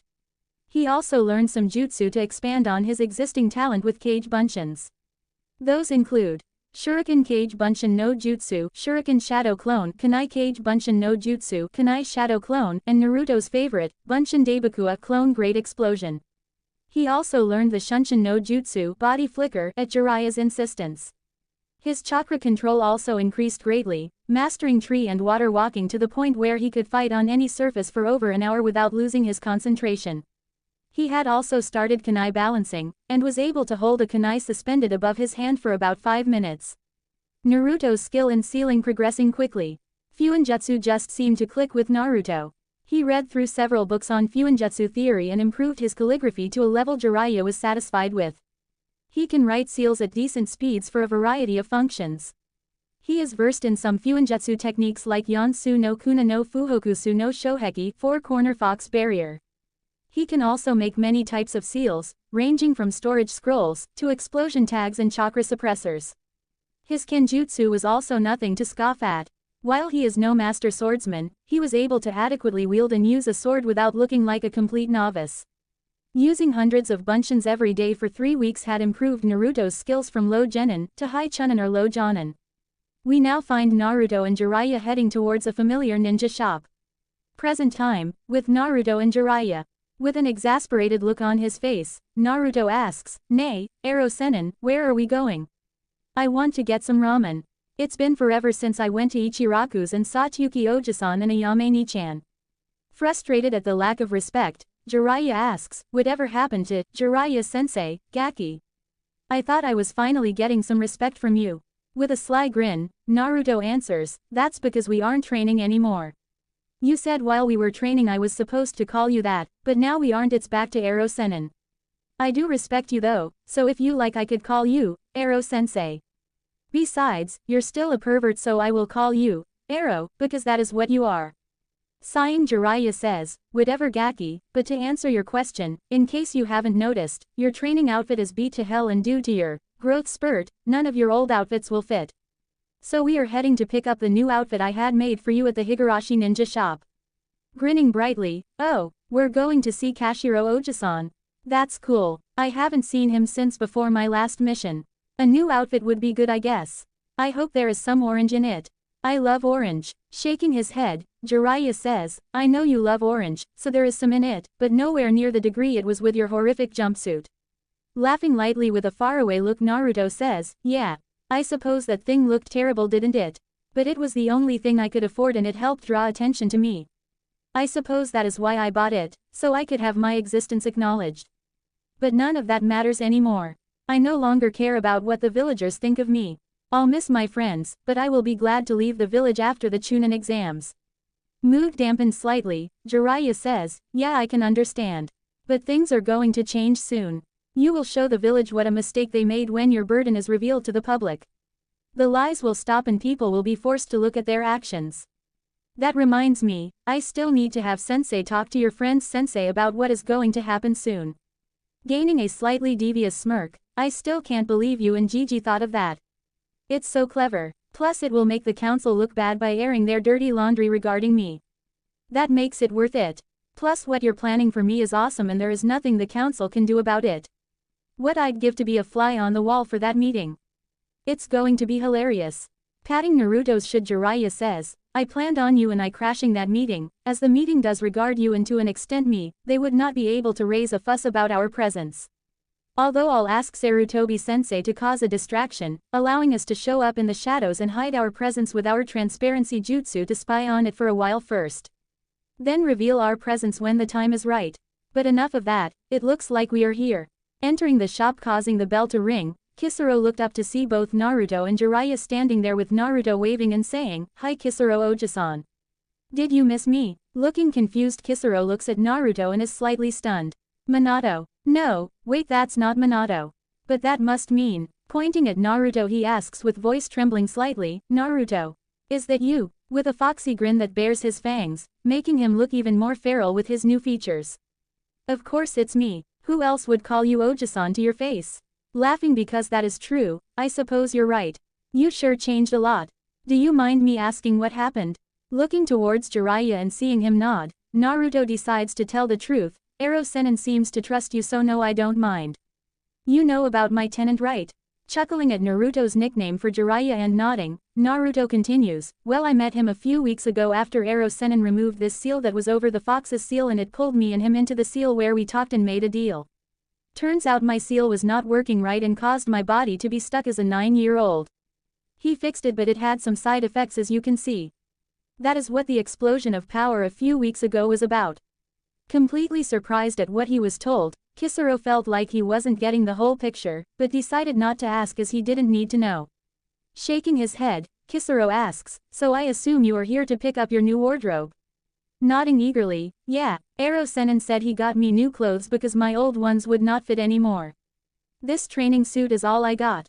Handing Naruto a brown, wrapped package, Kisaro offers, "Well, why not just change into a set here? There are changing areas in the back. Go on while I talk to Jiraiya here." Bowing, Naruto thanks him and goes off to the back of the store to change. Jiraiya, after making sure Naruto was out of earshot, even with his advanced hearing, then asked with a whisper, "Is the special order almost ready?" Equally quiet, Kisaro replies, "Yes. It is almost done. By the end of the exams you will be able to stop by and pick them up. Does Naruto know about his parents yet? Shaking his head, Jiraiya replies, no. I am going to tell him about his parents later today and give him his mother's inheritance. I'll hold on to his father's scroll until we are safely out of Konoha. There is no way we can risk his father's prized jutsu falling into the hands of someone like Danzo. That would be disastrous for all involved. Nodding, Kisaro says, it sounds like a plan. I hope he does not react too badly though. I hope he does. Kisaro, now look alive, here he comes. Sure enough, there was Naruto dressed in his new outfit with a foxy grin on his face. Thank you so much Ero-sen, this is awesome.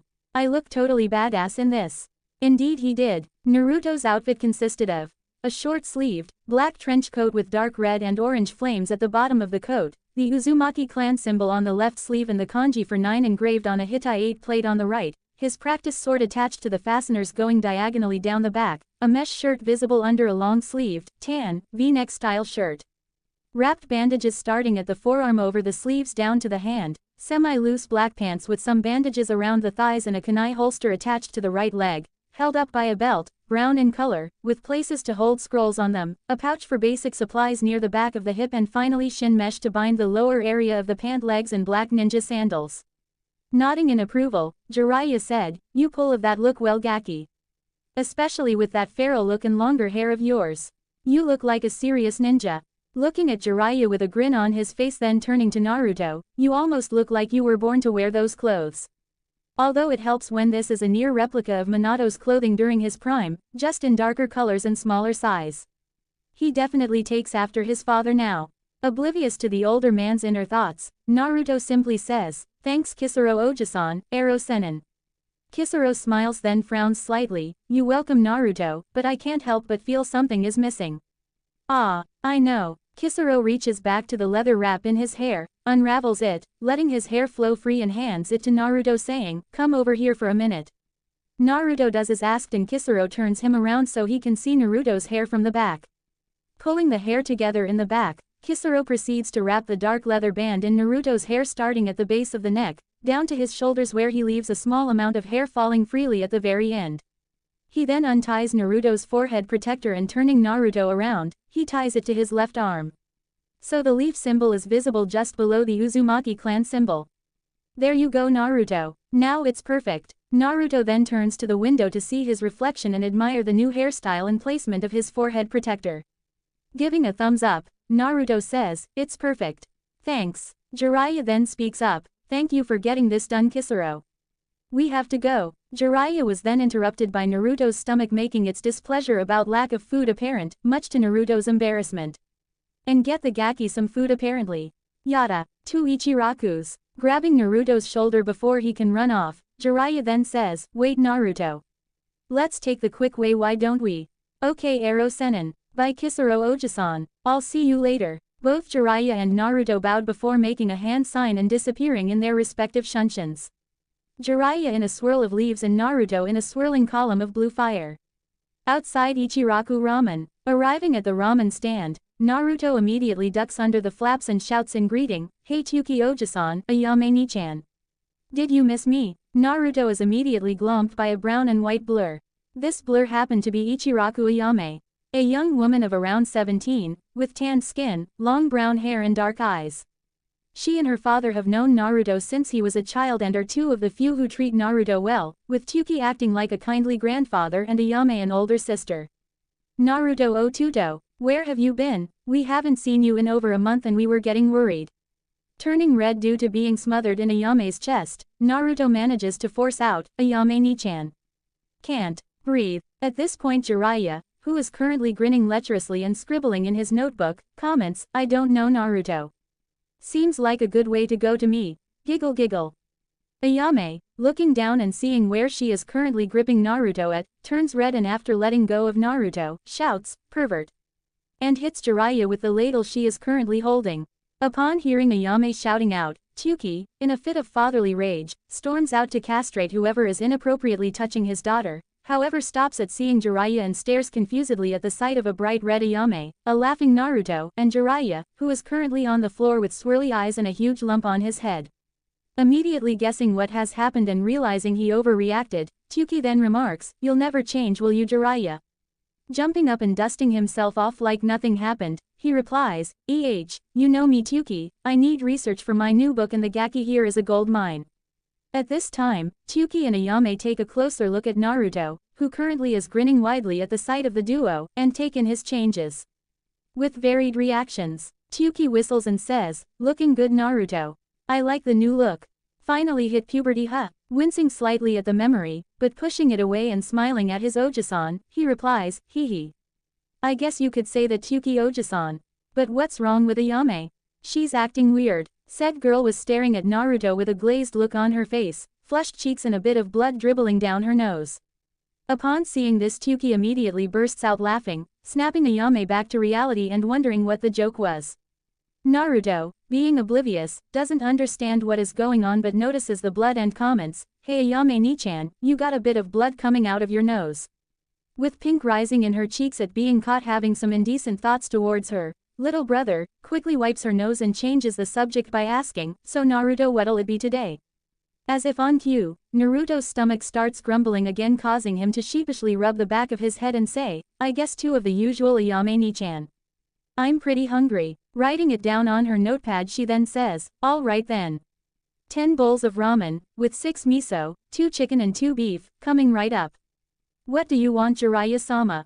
Jiraiya-sama, are you okay?" Jiraiya, whose eyes bugged out at hearing the order, is currently having flashbacks of a certain female, red-headed Uzumaki. "Kami, he eats just as much as his mother. My poor wallet is going to be so empty when I'm done here." Eventually shaking himself out of his stupor, he says, "Just a beef and vegetable ramen is fine with me." Now sitting at the bar next to each other with the 2 ramen cooks in the back, Naruto asks, "Hey Ero-sen, where are we going after this?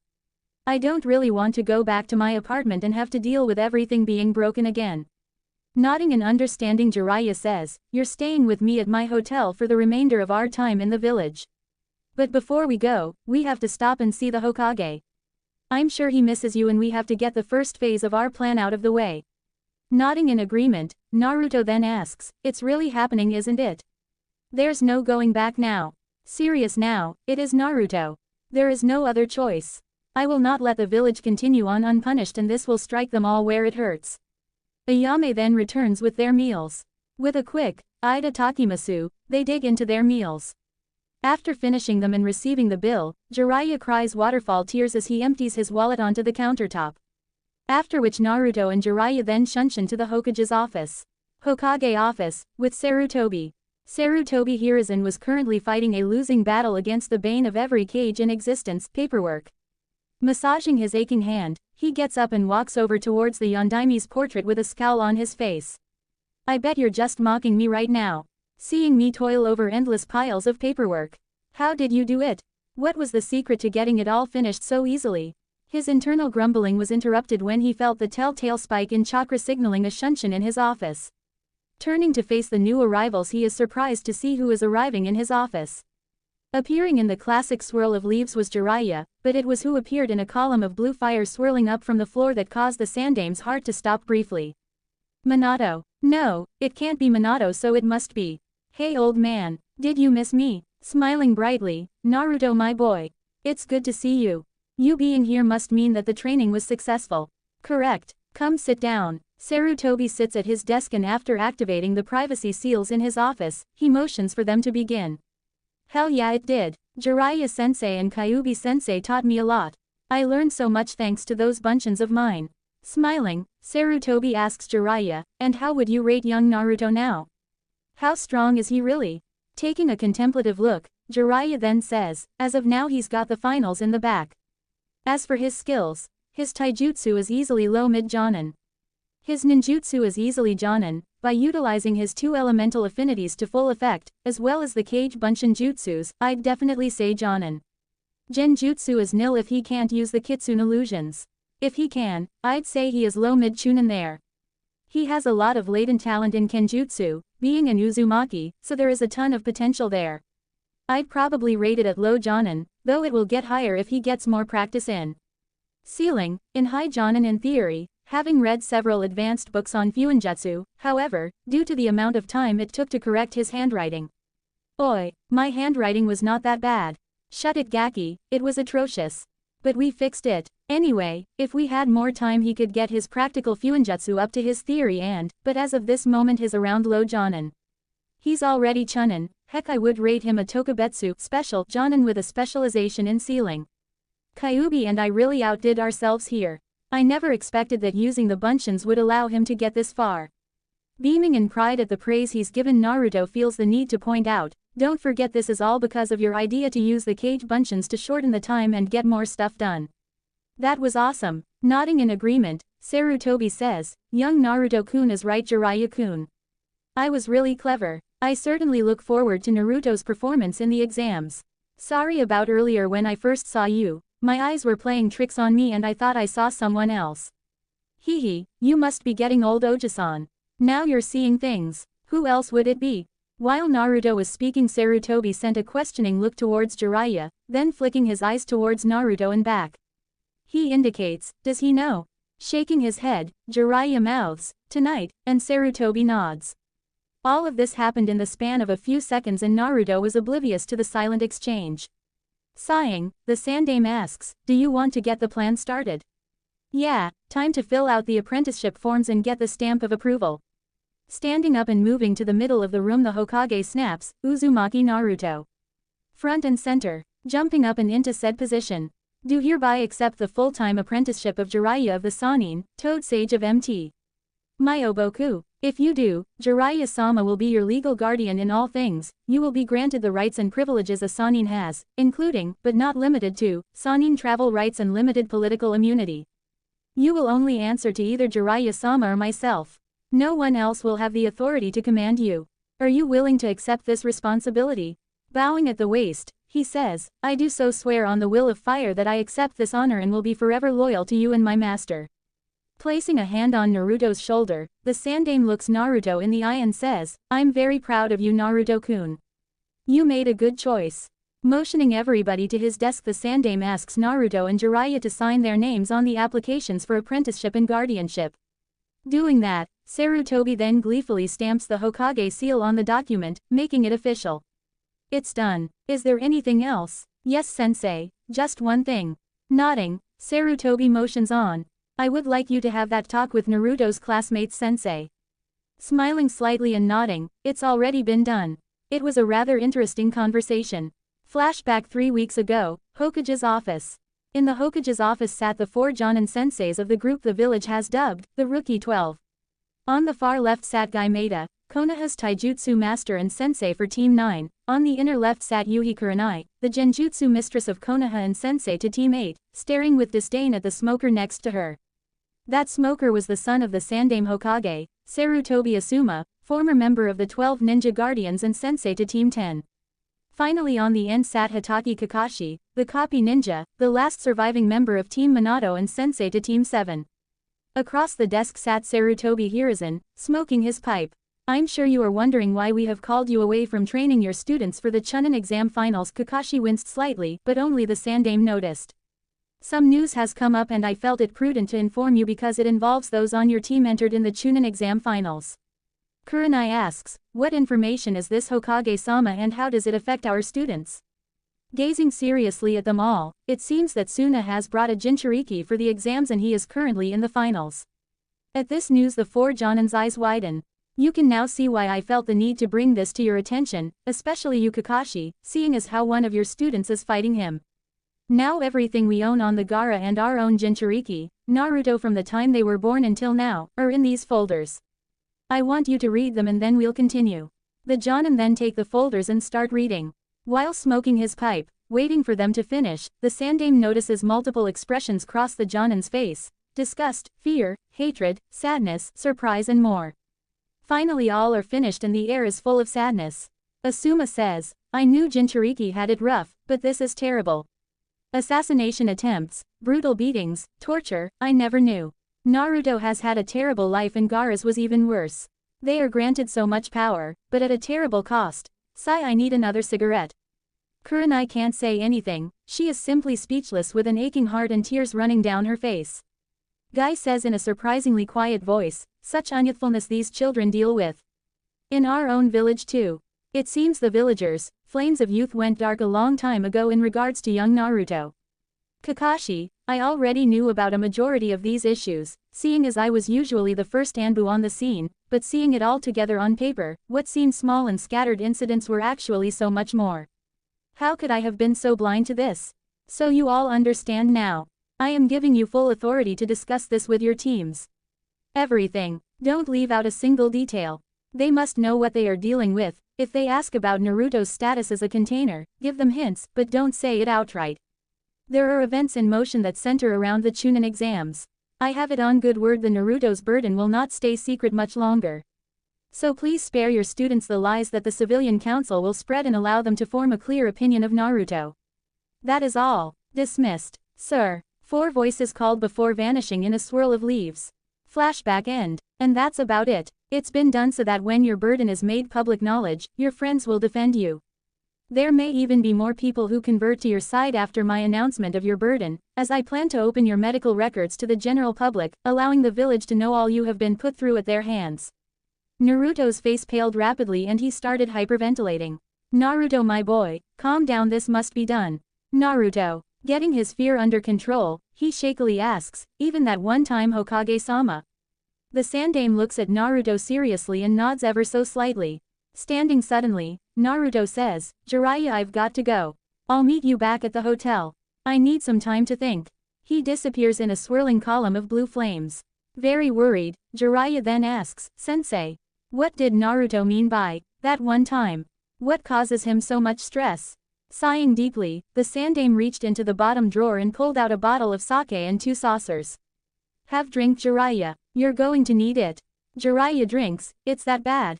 Shaking his head sadly, no, I'm afraid it was much worse.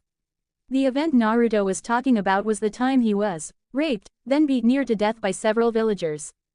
Dear Kami, I never knew. Why did this have to happen? With a sick feeling in his stomach and hands shaking in rage, he throws the saucer aside and takes a swig from the bottle. What happened? Rape scene start. He was 9 at the time. They cornered him in an alley and knocked him out. When he came to, he was strapped to a coffee table. He was begging to be set free, saying he had been a good boy, but then she comes in. She starts saying how she is going to make the demon feel good. She won't enjoy it, but she wants power. She thought any demon offspring would be the birth of a new Kekkei Genkai. After going for a couple hours, Naruto was spent and the woman felt she had received enough of the demon's seed for a child. So she then proceeded to make sure nobody else could do what she had done with him again and stabbed him in the scrotum, severing the nerves and tubing there. From there he was tortured for several hours, until the bitch had enough and tossed him out into a back alley. All the while he was drugged to stay awake. So he could feel everything. Taking a deep breath and swig from the bottle, the Sandame continued. It was a few hours before the villagers found him. Still under the effects of the drugs, they proceed to have some fun, and left him with half his bones broken and bleeding to death. When the Anbu found him later, he was covered in urine and blood. When he was brought to the hospital, the full extent of the damage was revealed. 64 broken bones, a ruptured spleen, collapsed lung, a cracked skull, broken nose, black eyes, lacerations to 70% of his body, and his reproductive system was completely destroyed. Rape scene end. Sighing deeply, it took 3 weeks full of surgeries. However, if the Kyuubi had not helped him, there was no way he would have survived. It was the only time the doctors and Kyuubi worked in tandem. The doctors set the bones and Kyuubi mended them. They rebuilt his reproductive system and the Kyuubi healed it and made it functional again. If he was bleeding too much when repairing his internal organs, the Kyuubi lessened the flow. They cleaned and disinfected the wounds and lacerations, and Kyuubi stitched the skin back together. It was a miracle that he survived. After all the wounds were healed and sealed up, Naruto was placed in a medically induced coma for 3 weeks. Why so long, sensei? Every day we sent in a Yamanaka to try and identify the woman and other attacks, but the mental defenses were too strong. They could not access it to see it, or suppress it to help with Naruto's recover. He will forever be haunted by that night. I could never get him to talk about who he saw. I know for a fact he knows who the woman was. If you should ever get him to identify this woman during your time with him, I beg you, please let me know so I can punish them for it. I promise, sensei. This is a trying night for him. I still have to tell him about his parents. I planned to tonight, but I should probably wait until tomorrow though. I don't think he could handle it right now. Good night, sensei. Jiraiya vanishes in a swirl of leaves to go search for Naruto.